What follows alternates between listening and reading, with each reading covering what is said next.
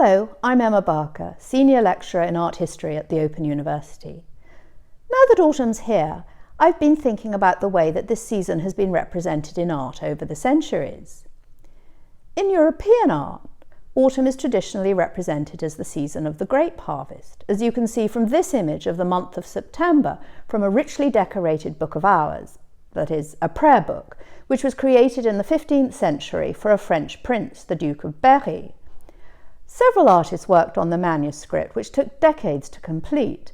The image of September shows peasants working in the fields below the lofty towers of the royal chateau of Saumur, making clear the gulf between the great and the humble during this period.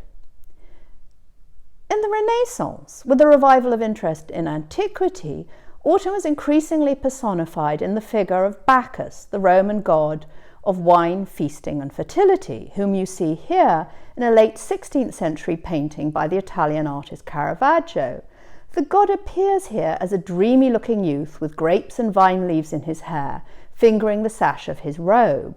The table in front of him holds a carafe of wine and a bowl of fruit, and he holds out a glass as if inviting us to join him.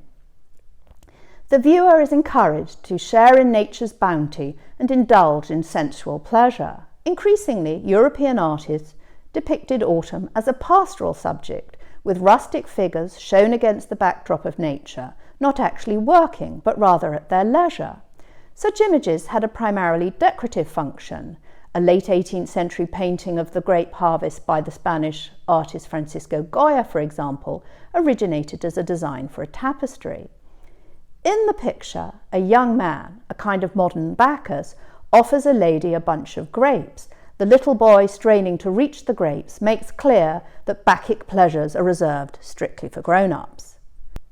In the 19th century, with the rise of Romanticism, a more melancholy treatment of autumn develops, as can be seen from the Victorian artist John Everett Millais' painting Autumn Leaves, in which the girls gathered around the bonfire are silhouetted against the darkening sky, reminding us that their youth and beauty must, like the leaves, wither and die.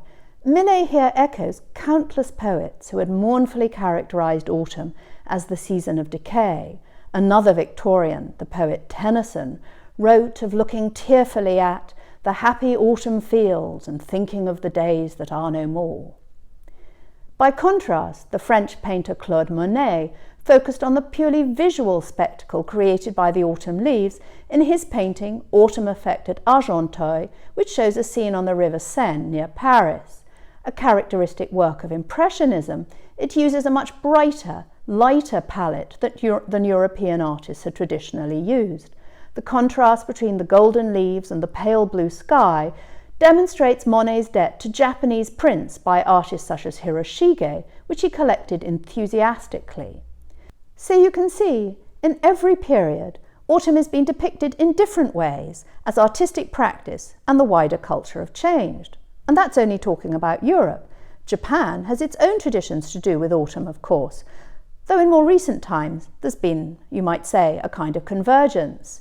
Many people in North America now take trips to go and see the autumn foliage, as people in Japan have been doing for centuries.